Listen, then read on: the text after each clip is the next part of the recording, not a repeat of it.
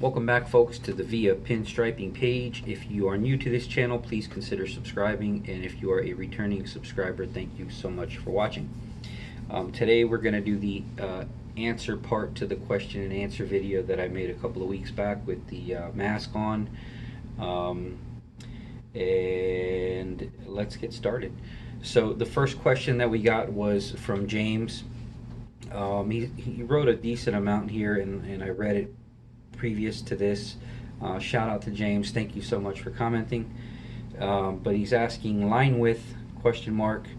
I'm using a Mac 10 00 and 000.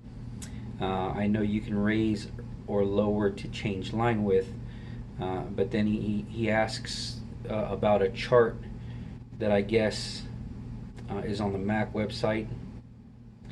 And he's asking, does that indicate line width, or is that just indicating the brush size and the belly for long lines?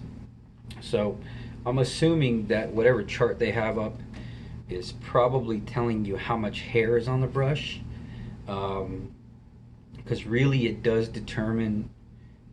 determined by how much pressure you put down on the brush itself. Will determine how thick and thin that line gets.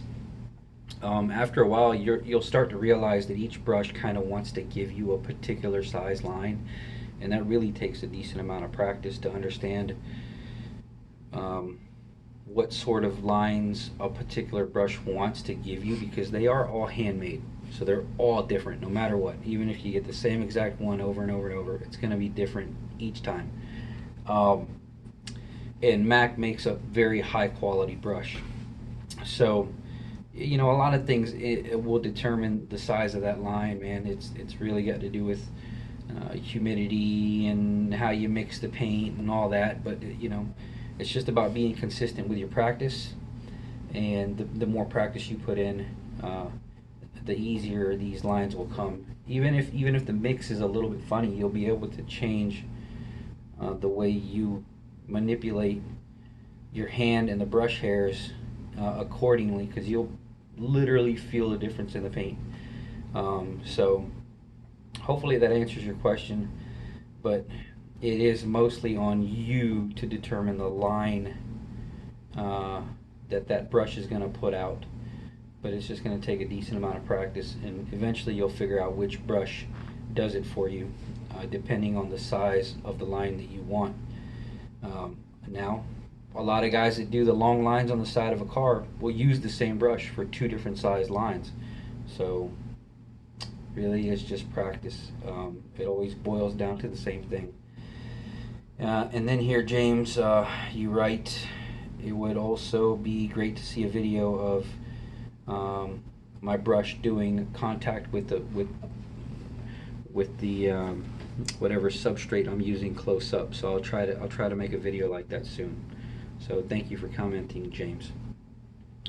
Here, another question is Ink Shot Tattoo asks, hey Mr. Villa, how long have you been pinstriping? So I've been dabbling with this craft for 5 years now, and it's been a very, very short 5 years.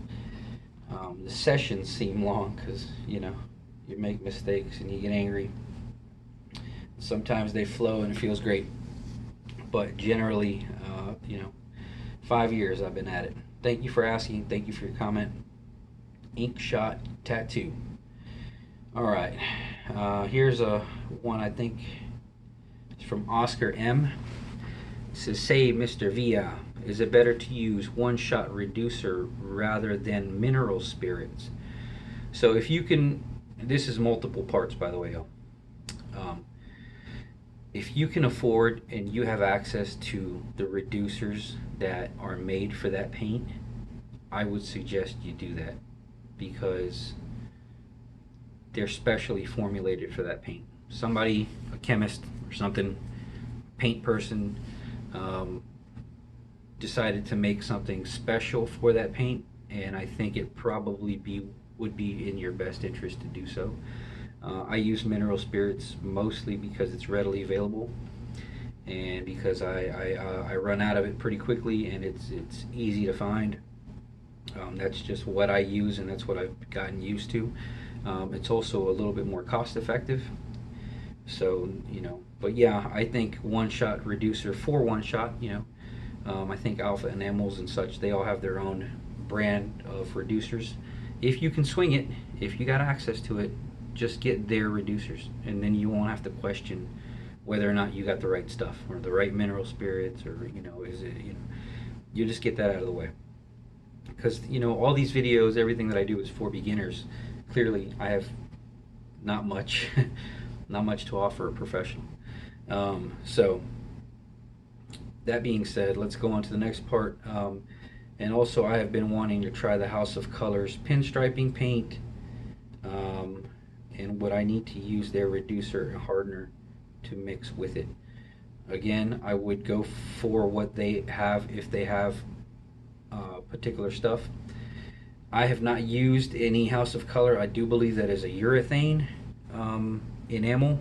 I don't even know if that's correct. A urethane based paint. I've yet to dabble with any of the urethanes, and I would love to try that myself this year. So, I would just say go for what they have if you can swing it. If you got the cash and you got the access to it. Have I tried to use the hot hues from DuPont? Negative. I want to give it a shot. It's just a little bit pricey, and I can afford it, but at the same time, a lot of what I do is here at the house, so there's not a huge need for me to get into the super high-end stuff. Plus, when I do go out and do some work for somebody, I add hardener, I add stuff to make it last. I prep the surface really well, so I think it is probably a very high grade paint, but I haven't tried it yet. I do want to. And if so, what information do I have on it? If I'm using one shot on a vehicle or gas tank, should I be using hardener, and if so, do I use reducer or mineral spirits? So you're always going to want to reduce your paint. Generally, I guess if it comes out fine, if you're using the paint straight out of the can and you can work it out, go for it. That's straight paint. So I guess you don't have to reduce, but I think that determining on whether or not it's the right consistency will be on you. But always use hardener if it's going to be on a vehicle. Always use hardener if it's going to be if you want it to last. If you don't want it to last, don't use hardener. If it's going to be just artwork, it's going to hang on somebody's wall, probably no need for hardener. But if it's going to be handled, if it's going to be outdoors, if it's going to be on a car or motorcycle, you want it to last, mix in some hardener. You'll be thankful for it. All right, so those were multiple questions from Oscar M. Hopefully that answered them for you, and thank you so much for commenting. Beach 1968, I believe that was one of the winners to one of the contests, the giveaways, asks, do you always wear masks in the car with nobody around? LOL. I was just on my way somewhere, man. I thought maybe it'd grab people's attention to have it on. Right now with this COVID crap, my mom made it for me, so you gotta do what your mom says. But no, generally I don't wear the mask. I just figured, I don't know, maybe it'd catch y'all's attention. Who the hell knows? That's Beach 1968. Good to hear from you, sir. Take it easy, and thank you for commenting.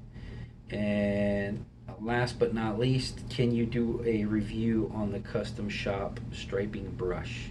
So I try not to do reviews per se, because brushes are like t-shirts. You know, it really doesn't matter the brand, it really doesn't matter the style. If it fits you well and you like it, and that's the one you reach for every time, that's really what's more important than what I say, because they're all pretty good quality brushes. I will say I did buy one of the new Custom Shop scrollers, and I got some lacquer thinner on the handle, and some of the paint started rubbing off pretty quickly. So that's really the only thing I could say about them. But as far as whether or not a brush is good or not, it's so opinionated, and I really don't like to say anything negative about people's products, because that might be your next favorite brush. I don't know. I don't want to deprive anybody of trying out a brush. My opinion is on brushes is buy 3 at a time. Try all 3. Get rid of the ones that you don't like. Just resell them on eBay if you don't like them. Use that money to buy a couple more, and so on and so forth, until you find what works best for you. All of this information is always opinionated, and I always say just find what works best for you. Look up more information from other people, and I'm just happy to be a part of your pinstriping path if you come across my videos. So thank you all so much. That's Life Behind Bars. Sorry, I didn't say your name earlier. Shout out to Life Behind Bars. Shout out to Pete Rollins for commenting. I did not get a question from you, but big shout out, brother. If y'all have any more questions, just comment down below, and I'll just keep doing these videos every couple of weeks or whatever. If you want to be, get a shout out on video, if you have a question that you'd like to be read aloud, just shoot me a comment down below. Make sure you make sure you share the videos, please. It really helps with YouTube showing my content to other folks.